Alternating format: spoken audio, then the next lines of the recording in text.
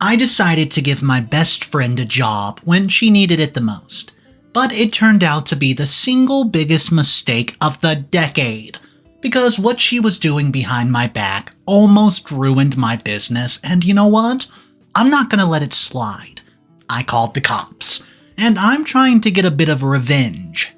I'm sorry if this is quite long, but I need to vent about this because I can't get over this level of betrayal. Your advice would be greatly appreciated because I handled this situation as best as I could. First, let me give you some context. I'm a 32-year-old female, and I've been best friends with this woman called Charlie since middle school. We grew up together and even went to the same high school. However, we did go to different colleges in 2 different states, and I guess that is when the whole mess started because after graduating from college, I bumped into Charlie's ex-boyfriend, who is now my husband. I'll get into that story though. So, I'm a salon owner and have been running my salon for a few years now. It's very successful and has been doing extremely well. It was always my dream to have my own salon and be well known in the hair and beauty industry, which I have achieved.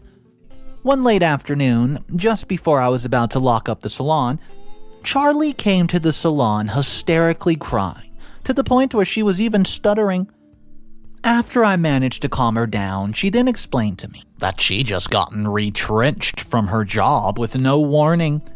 She then continued to tell me things have been very hard for her financially and she doesn't know what she's going to do. I first found it strange that I was only hearing about her financial struggles now because she had never mentioned this to me and we're supposed to be best friends, but hey, I let it slide. Anyways, to cut a long story short, I decided to hire her as my account manager since I really needed one because I was falling behind with Salon's account, and also because I really felt bad for her. That, however, was my first mistake. A year's passed since I hired Charlie and things have been going well. Now to the present day. Today I'm at the salon because me and Charlie go over to the salon's finances at least once a month.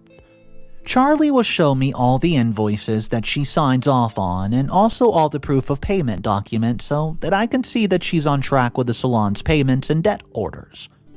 I go to the back office where Charlie's office is and I notice that she's not arrived yet. I look at the time on my watch and it's 9 a.m.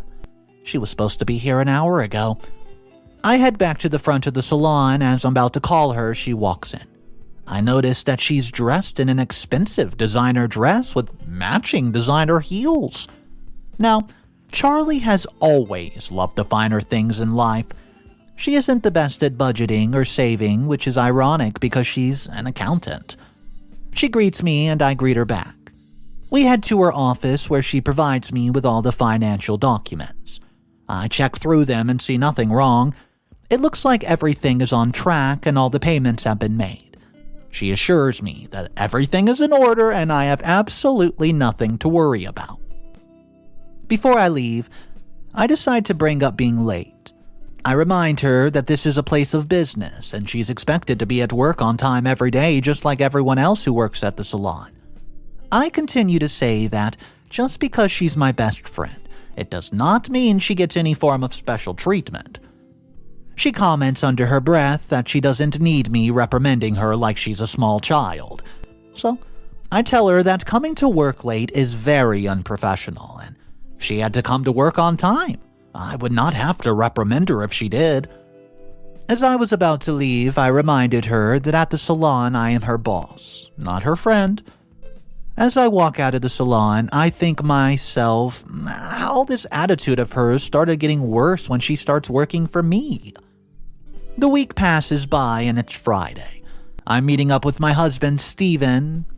Okay, before you guys think that I'm a horrible friend that decided to marry her best friend's boyfriend, it was never my intention ever to be with Steven, but life happens.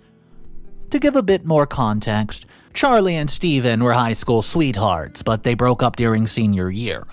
The reason for the breakup is that they wanted to go to different colleges which were in different states. Me and Steven only got together many years later. It was something that just happened. We bumped into each other at a music festival, and well, the rest is history. So, Their breakup was mutual and they broke up on good terms. I had decided to pop by the salon first and everything seemed to be running smoothly as I'm about to leave. Charlie quickly rushes over to me. She tells me that she needs to talk to me. I respond by telling her that I'm in a rush and she asks me where I'm going. I tell her that Steven is taking me out for lunch. Her whole facial expression changes and she has this annoyed look on her face. She tells me that it's business related and I tell her that, okay, make it quick. We walk outside to my car and as I put something into the boot, she tells me she needs a raise. Well, I close the trunk and look at her confused. She begins to explain to me that amount of money, her salary, I'm paying her is simply not enough and she is not able to fund her lifestyle. I laugh a little bit thinking that she's joking, but when I see that she's actually being serious, I tell her that her salary is pretty decent and she should be grateful that she even has a job. She then proceeds to tell me, well, not everyone can marry rich like you did. Well, taken aback by her comments, I tell her that she should stop recklessly spending her money on designer clothing and that she needs to learn how to budget her money. Before she can respond, I get into my car and slam my door in her face before driving off. I get to the restaurant and me and Steven take our seats and order our food. He asks me how's the salon going and I tell him about Charlie asking for a raise. He raises his eyebrows and shakes his head. He never wanted me to hire Charlie because he felt that she was going to eventually start using me. He tells me that this does not shock him because Charlie has always spent more than she could afford. Me and Charlie's relationship is not exactly how it used to be, but I always felt that's because we had to grow up and our lives were just different now. Yes, she can be very hard to deal with and she can be selfish at times, but she's still my best friend. She's always been there for me, specifically after I graduated college. She immediately gets a job after graduating, unlike me, who struggled to find work. She would loan me money here and there just to go to my job interviews and even help me out with rent. However, I'd picked up on the fact that whenever I did not loan her money, she would bring up all the times that she loaned me money and flat out call me selfish. The difference is she always wants to borrow money for unnecessary things like shopping sprees or expensive spa treatments. Update number 1. A few days later, I was at the salon doing some admin work. I was the only one at the salon since it was now the evening, and my employees knock usually at 4 p.m. While I'm busy working, I notice that a lady's knocking at the door. I walk over to her and tell her that unfortunately the salon's closed, I'm sorry. She informs me that she's looking for a woman called Charlotte Brown. Well, I ask her what she's looking for her for, and also tell her that Charlie is an employee here. What she told me next absolutely blew my mind. I'm sitting in my office with a lady who's looking for Charlie. I give her a cup of coffee and take a seat opposite of her. I take a sip of my coffee as the lady informs me once again that she is an investigator and she's working on the case against Charlie. She showed me her work badge and it verified that she is an investigator. Turns out that Charlie is a liar. I am honestly still in shock and doing my best to digest everything. The reason why I hired Charlie in the first place was because she had told me that she had been unfairly retrenched. Now, I'm being informed that Charlie's currently being investigated for fraud and the misuse of funds, and due to her being investigated, the company decided to fire her. I ask her when did this investigation begin, and she responds by telling me that this investigation began exactly a year ago. Charlie starts working here a year ago, and the lady informs me that this case is very serious because Charlie's being accused of stealing large amounts of money. She warns me to be really careful, even though Charlie has not even been proven guilty yet. The evidence against her is really concrete, and she could possibly face some jail time. I shake my head and tell her there's no way Charlie would have stolen money from the company that she's working at. I mean, she's a lot of things, but definitely not a thief. She then asked me when was the last time I checked my financial statements, and I respond by telling her that every month. Charlie and I go through all the salon's financial documents and nothing out of the ordinary has occurred. She just raises her eyebrows at me and proceeds to warn me that Charlie was also accused of drafting fake proof of payment documents and invoices. I immediately froze when she tells me that because Charlie's the only person that has access to the salon's finances to the point where, well, she even receives a bank notifications and emails. But she uses the laptop here to check all those documents and emails. So, I start scratching my arm because I realize that I have not checked that laptop ever since Charlie started working here. The investigator notices how anxious I've become and she stands up, gives me a card, and tells me that if I find anything suspicious that could be used in the case against Charlie, I should contact her. So, I shake my head and tell her I will not be needing her card because my best friend is innocent. Charlie would never steal from me, especially through the salon. She knows how hard I've worked to make this salon a success, and she would never do that to me. The investigator just slightly nods but leaves the card on my desk, and she heads out to the salon, leaving me with my thoughts. My mind is racing with so many thoughts, and I don't know how to feel. Why would Charlie lie to me? She's being investigated for fraud. That's a huge accusation and such a big case. How could she not mention that to me? I'm supposed to be her best friend, not just her boss. Even if it isn't true and she isn't guilty, why wouldn't she tell me? I decided to search Charlie's office. There has to be a proper explanation for all of this. I go to her office and begin searching around. I don't find anything, just your typical bank statements, salon invoices, and more normal accounting stuff. I look at the laptop and just try to ease my mind. I decide to just check if there's anything suspicious or out of the ordinary.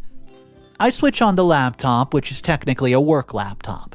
I try to enter the salon password, but it tells me that it's incorrect. So I slam my fist into the desk out of frustration because I told Charlie the first day that she started working here that she is not allowed to change the password on the laptop because this is not a personal use laptop. It's a business laptop for strict business. Why would she feel the need to change the password anyways? After trying to unlock the laptop for a good 30 minutes, I eventually give up because I can't figure out the stupid password. I check my watch, and it's too late for me to go to the bank. I don't want to ask Charlie about this because it might look like I don't believe her. But also, what if she is guilty? I go to my office and pack up my things. Tomorrow, first thing in the morning, I'm going to the bank. I then go back to Charlie's office and take a few files just in case I need them for tomorrow. Update number 2. I'm really in disbelief. What I found out at the bank was absolutely terrifying. I'm still in disbelief and shock. I got to the bank bright and early in the morning, and I explain the situation to the consultant, and he directs me to the head office, where I sit down with one of the managers there. We sit at his desk, and he takes the documents that prove that I'm the owner of the salon account and credit cards. He types in something on his computer and then proceeds to show me that for the past 6 months, none of the salon debit orders, installments, and rent has been paid. I tell him, no, that is impossible, because I have an accountant and every month she informs me of all the payments that she's paid and shows me all the proof of payment. Well, he prints something out and shows me printed documents, and it clearly proves that no payment have been made for 6 months. He asked me if I'm aware that the bank had sent out the email, warning me that if no payment was made towards the outstanding debt, I would lose the property. So, I gasp in shock, and my mind spinning with confusion. He tells me that the bank has been notifying the provided email address with all this information, and the email address is the salon's, but only Charlie had access to it because she is in charge of the accounts, and all of this information is on the laptop which she changed the password to. I start to hear the investigator's words echoing in my mind. He then informs me that I have exactly 30 days to make a payment before the bank takes the property, and I'm trying my best to fight back tears at this point. I take out the documents that I have taken from Charlie's office yesterday and ask him if these documents are real. The consultant goes through the documents and shakes his head. He proceeds to tell me that, oh boy, these documents are fake. He tells me that my accountant must have, written these documents herself, photoshopped the bank's logo in these fake proof of payment documents, and even forged the signature. I feel my shoulders tense up and my mind is racing. I honestly feel like I'm in a boxing match and keep getting punched with more terrible news left and right and center. While I'm trying to calm myself down, I noticed that he had printed out another document which he gives to me. I look through the document and I see that the transaction have been made on the business credit card, and none of the transactions are business related. So, she has not been making any of the required payments, but she has been using the business card for her own personal stuff. I noticed that she has been using the card to pay for her rent, and see that she's made a deposit for a new apartment to rent. I then proceed to look at the latest transaction made, and oh my word, I almost fainted. This stupid cow used my business credit card to pay for her deposit of a new luxury vehicle.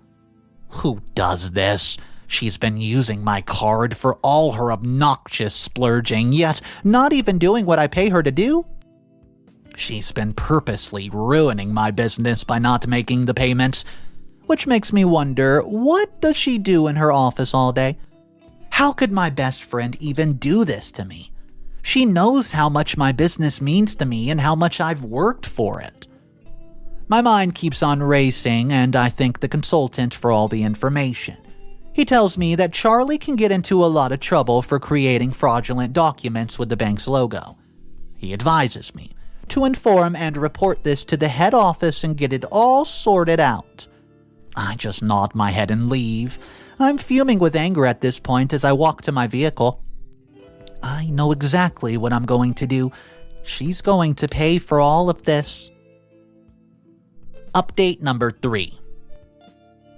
I'm sitting comfortably in the investigator's office, and I immediately went to my office at the salon after finding out the information at the bank. Luckily, Charlie was not at the office yet, so I did not have to face her. That would have ruined my plan. I searched my office for the card the investigator left the other day. I found it and contacted her straight away. I was submitting all the evidence I had on Charlie to the investigator, and I even agreed to lay charges against her. I was not going to let her get away with this. She tried to ruin me, so I'm going to ruin her. The investigator asked me questions, and I answer all of them with confidence, knowing that soon enough she will have nothing.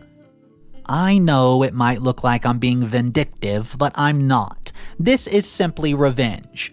She wanted to take away my business, then I shall take away her freedom. Even if she doesn't go to jail, nobody will ever want to work with an accountant that's been convicted of fraud. The investigator thanks me for the cooperation and tells me that she'll keep me updated, but it looks like Charlie will possibly go on trial very soon. I slyly smile and tell the investigator that I'm glad that I could be of assistance. A week passes by and I decide to pop in at the salon. I was advised to carry on as if I knew absolutely nothing, so that Charlie would not suspect anything and try to run away to maybe another state or, heck, even another country. However, I blocked her access to the credit card and managed to pay off the outstanding debts. She had been blowing up my phone and texting me asking me why wasn't the card working anymore, and I just ignored her. So, I asked the salon manager if Charlie was in, and she informs me that yesterday, Charlie was taken in by the police. I gasp in shock, and she continues to explain that the police arrested her right here at the salon, and apparently she's being arrested for fraud. As I'm about to ask more question, Charlie barges into the salon and she's fuming with anger. She comes in screaming at me, accusing me of being a selfish cow who's ruining her life because I'm jealous of her. I just look at her and ask her what's wrong. She proceeds to tell me that she's being charged with fraud and that my bank is also pressing charges against her. She then keeps quiet because she notices that everyone's now staring at her. So, I proceed to ask her this. Tell me, Charlie, why do you hate me so much? Well, she hesitates at first and tells me that she does not hate me. We're best friends, how can she hate me? I tell her that I know that she's been stealing money from my business. I can see the guilt on her face, but she tries to remain calm.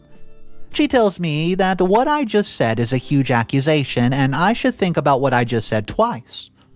I lose my cool for a second and shout at her. I tell her I have the evidence. Her eyes turn cold and she rolls her eyes over. She then puts everything together and realizes that I must have informed the bank and given the investigator more evidence to use against her. She tells me that I'm a selfish cow and a man-stiller. I ask her to please explain how I'm selfish when I gave her a job at my salon, which, by the way, I regret because she almost ruined me financially. She snaps at me and says that if it was not for Steven, I would not even have my own salon, so I glare at her in shock. She tells me that if I was not married to Steven, I would be broke and living on the streets. It takes everything inside to not slap her because she's talking absolute rubbish. I remind her, I worked hard to get my beauty school qualification. She rolls her eyes and tells me that without Steven and his money, I never would have gotten that property from the salon. I tell her that she's just jealous, and she responds by telling me that I'm a man-stiller. I ask her how am I a man-stiller? She tells me that I'm living the life that she was supposed to be living. I look at her confused. She continues to tell me that the day I accepted Steven's proposal is the day I lost her as my best friend, because how dare I marry her high school sweetheart? I reminded her that before I started dating Steven, I had a conversation with her about it, and she was cool with us dating. She tells me that she never expected him to marry a low class like me, and that I've always been jealous of her. I tell her she better calm down and stop insulting me. Well, she continues to tell me that I broke her trust and betrayed her by dating Steven. As her best friend, I should have known that was off limits, especially because he was her first love and serious boyfriend. Which is true, and I understand why she would be upset, but then why did she give me her blessing to date him? I mean, we had a heart-to-heart conversation, and I told her that if she felt any bit of it uncomfortable with me dating Steven, then I would not go out with him. Because our friendship meant more to me, but she kept encouraging me to do it, to go on a date with him. She starts shouting at me that I stole her life and that it's all my fault that she's suffering and unable to live her dream.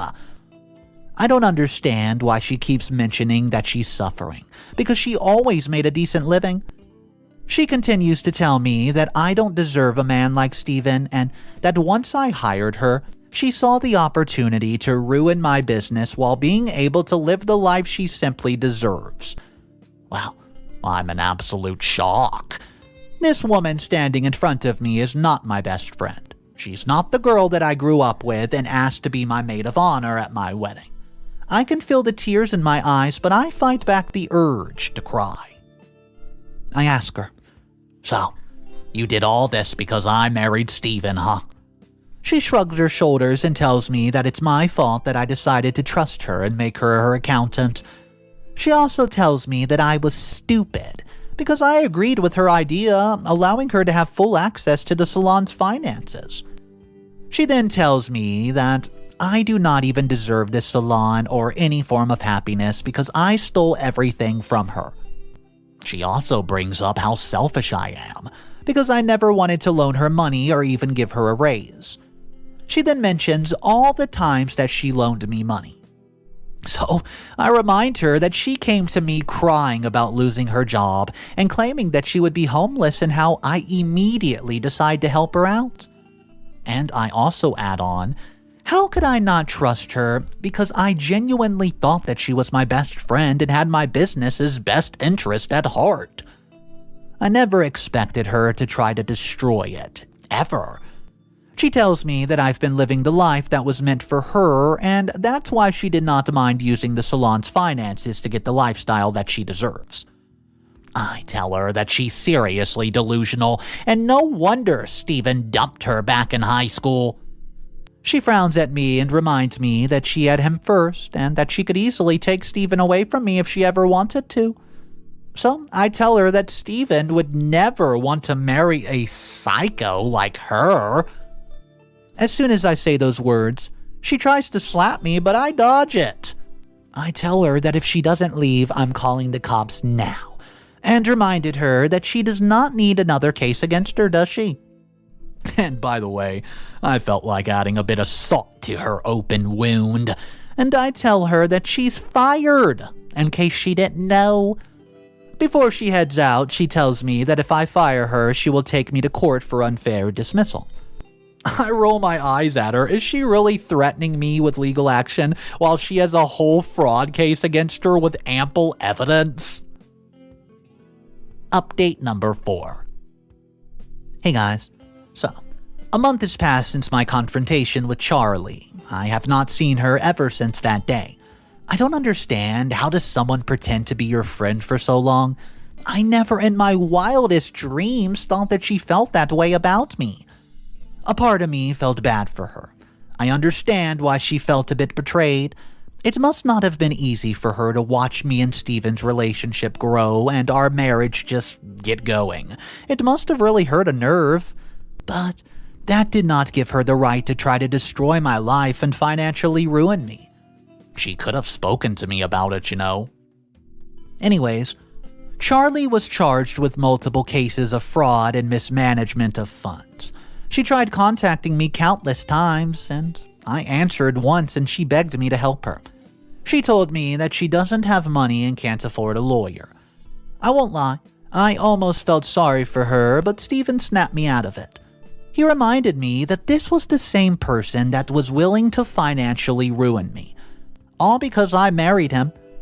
After having that conversation with him, I stopped answering her call and just focused on rebuilding my salon. Her trial starts in a few days, and I have no interest in attending it. Steven suggested that we go so that we can see justice be served for her, just to get what she deserves, but I want to leave this all behind me. As much as she hurt, betrayed, and broke my trust, I still care about her. It isn't easy to just stop caring about someone, especially a person that you've known for your whole life. She was my best friend at some point, and I still value that part. Another reason why I didn't want to attend her trial was that her parents would be there.